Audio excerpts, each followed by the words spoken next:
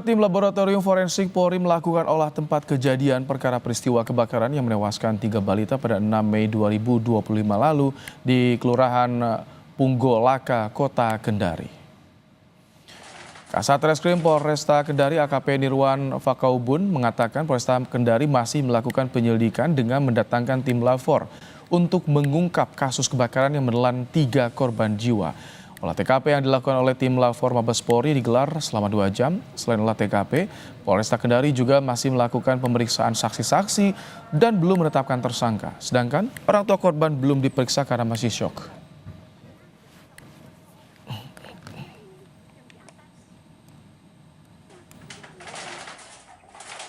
Kenapa kalau ketiga sanggup banyak panti asuhan atau tidak? Kalau saya tuh saja deh mamanya simpan ke dalam.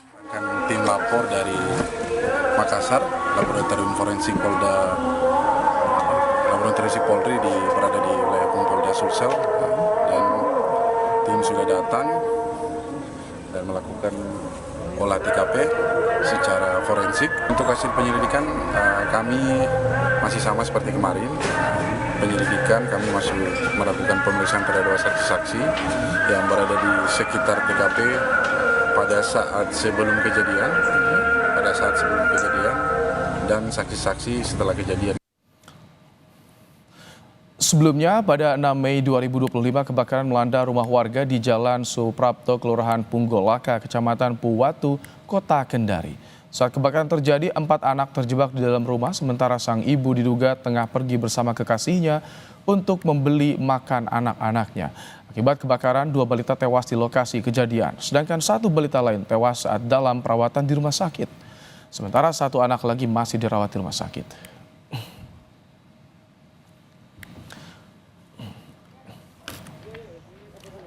Seperti apa perkembangan investigasi kasus tewasnya 3 balita yang terjebak kebakaran saat ditinggal ibunya pergi? Kita sudah bersama dengan Kasat Reskrim Polresta Kendari AKP Nirwan Fakaubun. Selamat malam, Pak Kasat. Ya, selamat malam, Mas. Baik, Pak Kasat, tadi kan tim Lafor diturunkan. Jadi hasil temuan polisi sejauh ini sementara apa saja, Pak Kasat? Apakah saat kejadian ini rumah dalam kondisi terkunci, Pak?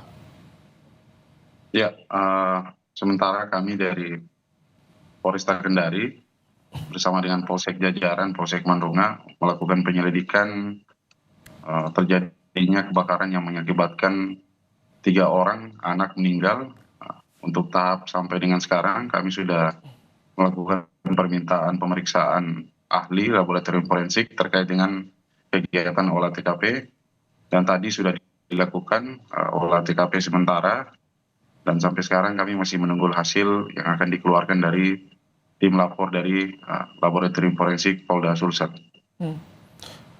Kalau keterangan saksi tetangga di lingkungan sekitar itu bagaimana?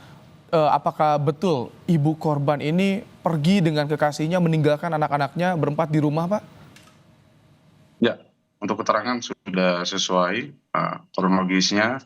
Pada awalnya itu sekitar pukul 11.30 tanggal 6 Mei itu hari Selasa, korban bersama dengan teman korban pergi untuk dengan kegiatannya dari jam 11.30 dan balik pada saat pukul sekitar 14.10.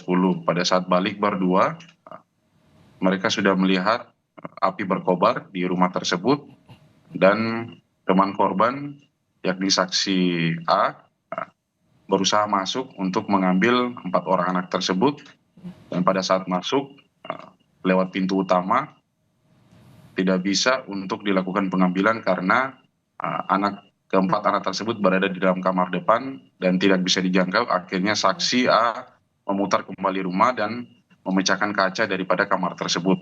Setelah masuk, saksi hanya bisa menyelamatkan 2 orang anak balita tersebut, dan 2 orang lagi tidak dapat diselamatkan, dan 2 orang anak tersebut dapat diselamatkan setelah adanya bantuan masyarakat dan tim pemadam kebakaran datang beramai-ramai untuk menyiram api. Setelah api sudah tersiram baru bisa dibantu oleh warga bersama-sama 2 orang anak tersebut. Itu kondisi pintu rumah tadi bagaimana? Terkunci tidak, Pak Kasat, sebetulnya? Untuk kondisi pintu rumah, sementara kami lakukan olah TKP dalam keadaan tidak terkunci. Oke. Pintu rumah dalam keadaan tidak terkunci. Oke.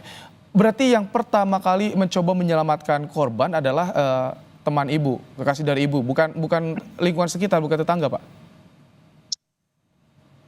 Iya, yang pertama kali menyelamatkan korban adalah korban bersama dengan teman korban. Teman-teman ibu korban bersama dengan temannya datang karena ibu korban sudah histeris. Akhirnya teman korban yang masuk, teman daripada ibu korban tersebut yang masuk untuk berusaha menyelamatkan. Itu sebetulnya kondisi rumahnya bagaimana? Apakah memang cukup berjarak kondisinya dengan tetangga sehingga tidak ada yang mengetahui ketika peristiwa kebakaran terjadi, Pak? Atau seperti apa, Pak? Ya, jadi kondisi rumahnya itu pada saat di TKP memang rumah tersebut tidak berdekatan dengan rumah yang lain. Pada saat kita masuk ke dalam lorong rumah tersebut berada di ujung daripada jalan tersebut. Jadi di sampingnya tidak ada rumah, hanya ada tanah kosong dan berjarak sekitar 5 meter, baru didapati rumah-rumah yang di sebelahnya. Ini ibu korban tega meninggalkan anak mereka berempat, bahkan usianya balita semuanya, Pak.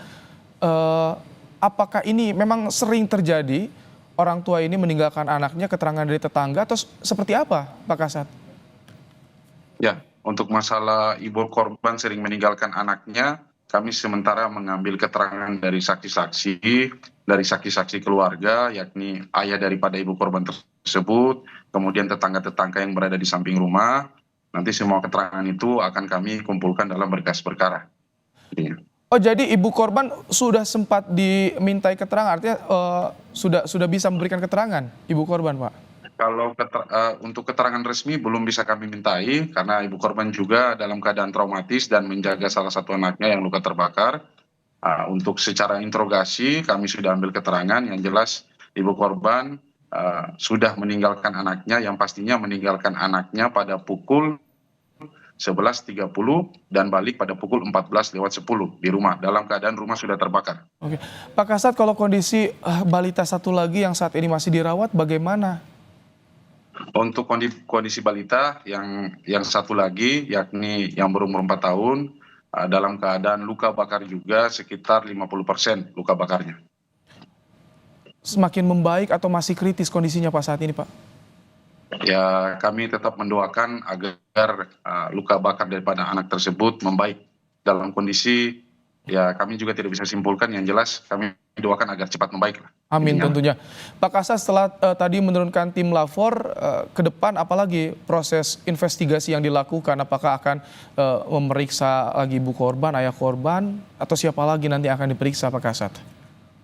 Ya, yang pasti kami akan melakukan pemeriksaan intensif terhadap ibu korban dan teman ibu korban yang datang pada saat menyelamatkan anak-anak tersebut.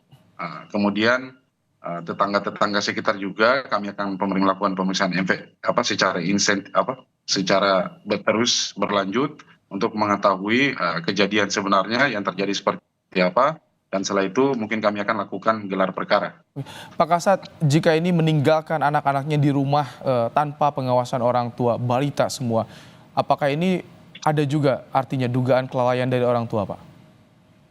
Yang jelas sampai dengan sekarang untuk terkait dengan dugaan kelalaian, kami harus melakukan pemeriksaan lebih mendalam, karena dalam pasal dugaan kelalaian tersebut ada 3 aspek yang sangat penting untuk dimasuki dalam pasal tersebut. Yang pertama adalah aspek kesalahan, yang kedua adalah aspek kesalahan itu disengaja atau kesalahan itu karena kelalaian tidak disengaja, yang ketiga adalah aspek psikologis terhadap orang tua tersebut.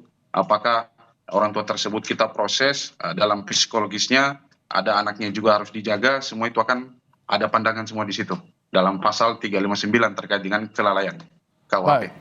Terima kasih Pak Kasat Reskrim Polresta Kendari, AKP Nirwan Fakaubun, telah menyampaikan informasi di program Kompas Malam hari ini. Terima kasih, Mas. Ya.